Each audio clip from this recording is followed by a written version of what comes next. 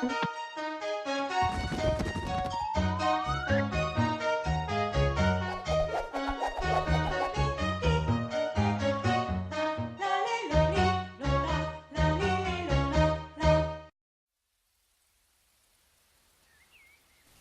sein d'une Ardèche profonde, depuis plus de 40 ans dans leur ferme, Pierre et Michel Rabhi vivent au rythme des saisons.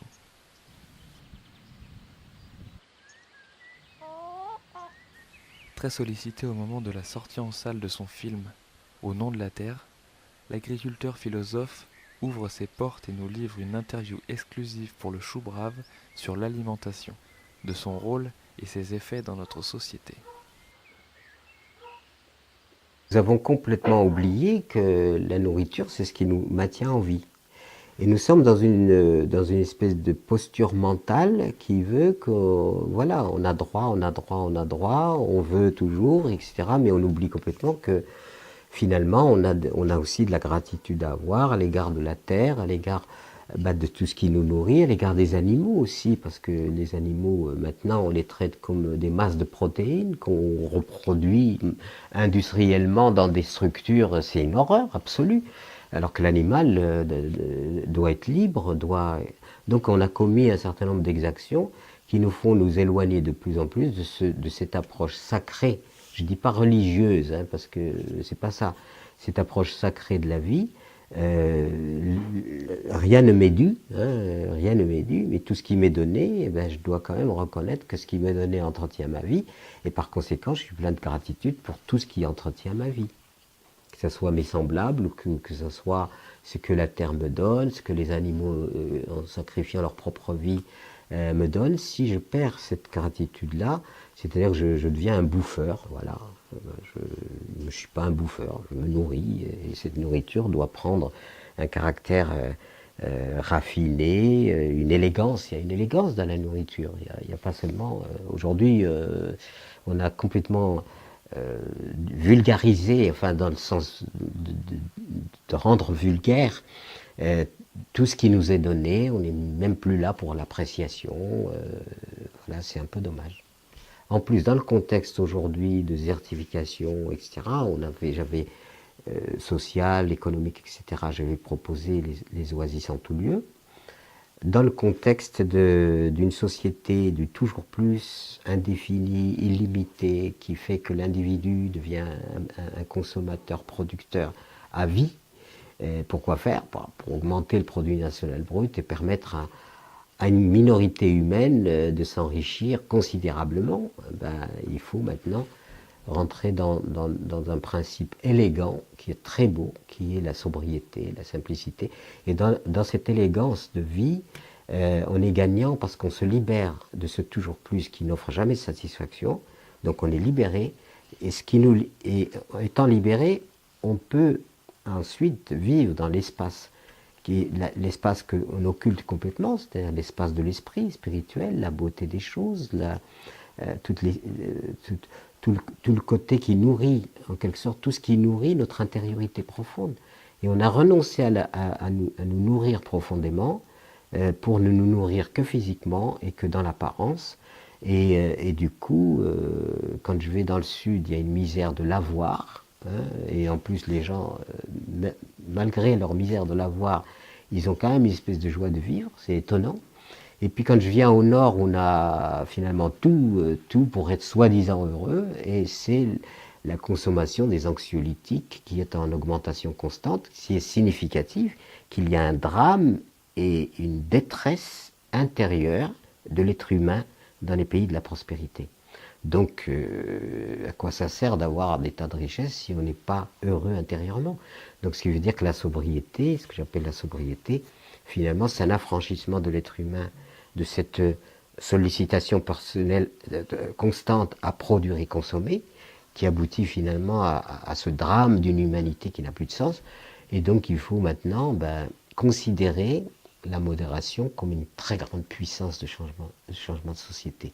Et le jour où on peut avoir à la fois être nourri, bien sûr, notre corps, qu'est-ce qu'il nous faut? Il nous faut bien sûr nous nourrir, manger, il nous faut un toit sur notre tête, il nous faut des vêtements, il faut des soins, et on a l'essentiel. Après, je ne suis pas ric-rac, on peut avoir du superflu, mais le superflu, malheureusement, on lui a donné aucune limite. Et c'est ça le drame, c'est que le superflu a plus d'espace et d'importance que je chasse. On m'a dit que les magasins de luxe, etc., ne sont pas en crise. Et par contre, certains, l'accès à un bol de soupe devient un problème. Donc ça veut dire qu'aujourd'hui, nous avons à repenser le vivre ensemble sur d'autres bases, se désaliéner pour pouvoir véritablement jouir de la vie.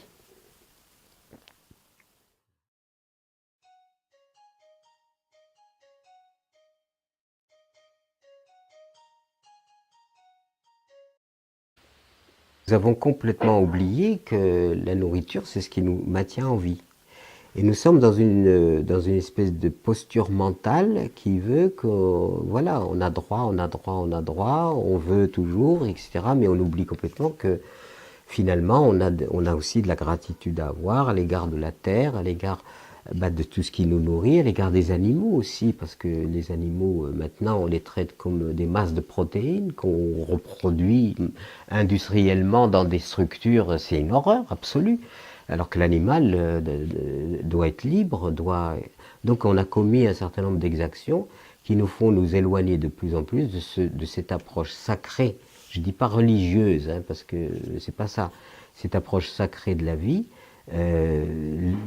rien ne m'est dû, hein, rien ne m'est dû, mais tout ce qui m'est donné, eh ben, je dois quand même reconnaître que ce qui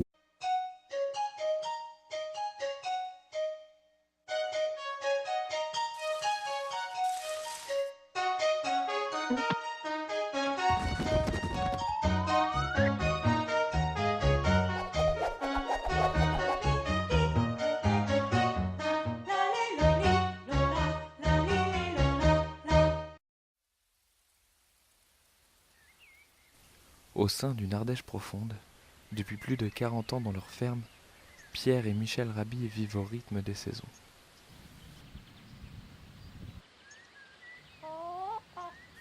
Très sollicité au moment de la sortie en salle de son film Au nom de la terre, l'agriculteur philosophe ouvre ses portes et nous livre une interview exclusive pour le Chou Brave sur l'alimentation, de son rôle et ses effets dans notre société.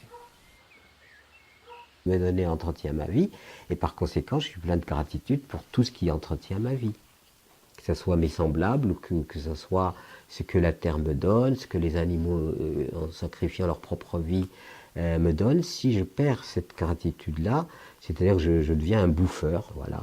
Je ne suis pas un bouffeur, je me nourris, et cette nourriture doit prendre un caractère raffiné, une élégance. Il y a une élégance dans la nourriture. Il y a pas seulement. Aujourd'hui, on a complètement vulgarisé, enfin dans le sens de rendre vulgaire tout ce qui nous est donné. On n'est même plus là pour l'appréciation. Voilà, c'est un peu dommage. En plus, dans le contexte aujourd'hui de désertification, etc., j'avais social, économique, etc., j'avais proposé les oasis en tout lieu.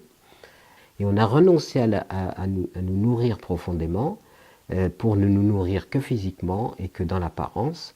Et du coup, quand je vais dans le sud, il y a une misère de l'avoir. Hein, et en plus, les gens, malgré leur misère de l'avoir, ils ont quand même une espèce de joie de vivre. C'est étonnant. Et puis quand je viens au nord, on a finalement tout pour être soi-disant heureux, et c'est la consommation des anxiolytiques qui est en augmentation constante, qui est significative qu'il y a un drame et une détresse intérieure de l'être humain dans les pays de la prospérité.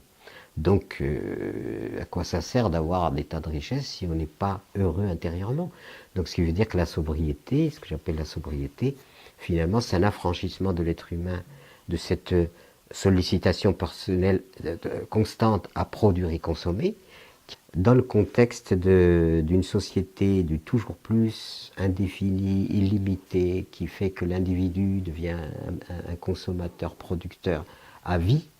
Et pourquoi faire? Pour augmenter le produit national brut et permettre à une minorité humaine de s'enrichir considérablement. Il faut maintenant rentrer dans un principe élégant qui est très beau, qui est la sobriété, la simplicité. Et dans cette élégance de vie, on est gagnant parce qu'on se libère de ce toujours plus qui n'offre jamais de satisfaction. Donc on est libéré. Et étant libéré, on peut ensuite vivre dans l'espace, qui est l'espace qu'on occulte complètement, c'est-à-dire l'espace de l'esprit spirituel, la beauté des choses, tout le côté qui nourrit, en quelque sorte, tout ce qui nourrit notre intériorité profonde.